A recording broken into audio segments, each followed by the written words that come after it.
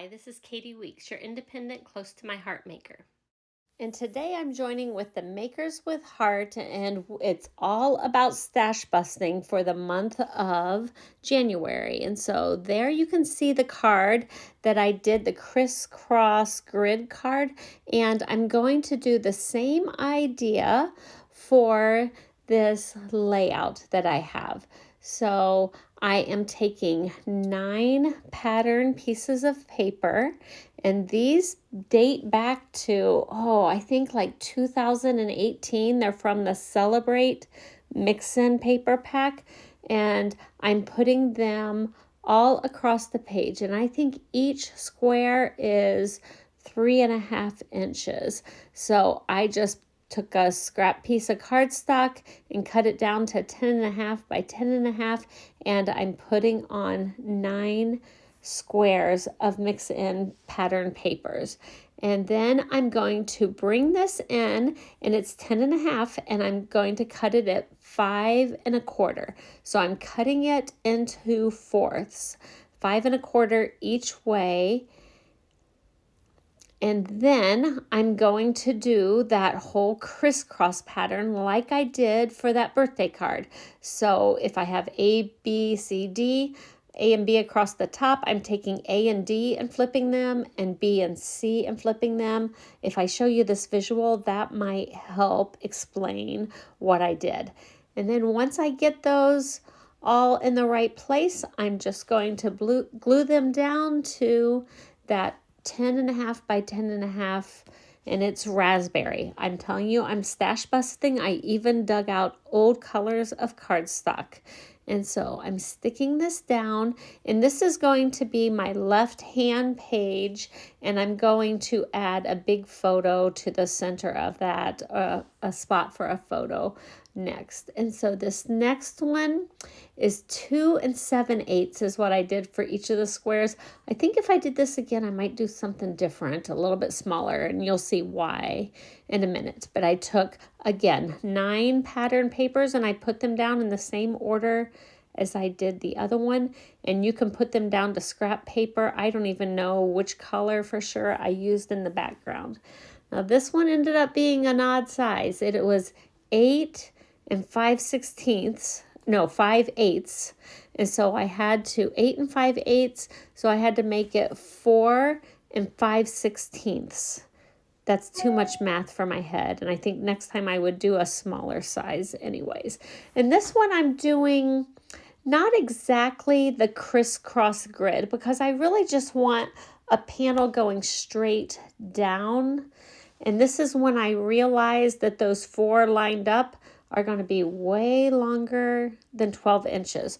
So I put my crisscross pattern together, and I'm trying to decide which order I'm going to put these in. And I finally lay it out on my mat to get a visual of the 12 inches.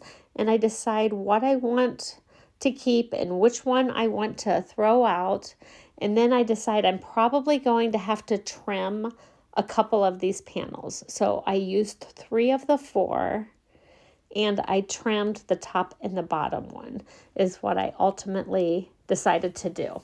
And so I'm going to take those, and in order to get started, once I bring it over to my raspberry cardstock piece, I decided the easiest thing to do to decide where to trim is just to center this one up.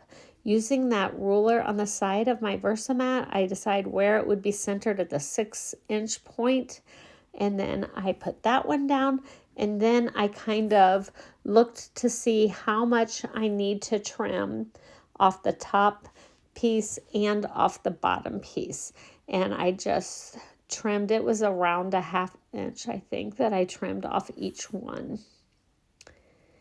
And I get those all laid out, and I went ahead and glued all of those down as well.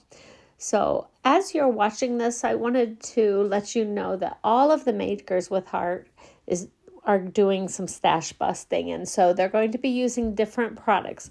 I used an old mix-in pack, the Celebrate mix-in, but you could do this with any paper pack. I did this on that card that you saw at the very beginning, the birthday card. I did it with Let's Party and a few pieces of our mix-in that's currently available. But this little crisscross pattern, you could honestly do it with anything. So it's just a fun little pattern to work with. And so I thought I'd give it a try. Okay, this is more stash busting. I dug out some old compliments and I'm digging through and find some kind of wonderful and oh, what fun compliments. And I have two different colors of pink, and so I decide I'm going to color them black. And I started with a marker, and I'm like, no, let's do it with the black shimmer brush, because that ampersand is like chipboard, but it's glitter, black glitter. And so I went through and did all of this, and since I started coloring the word friends with marker first, the F was a little bit darker. So then I had a second pack with the same thing. So I did the friends again so that it just consistently looked the same shade of black for the whole thing. So I colored those in really good with my black shimmer brush and let them dry.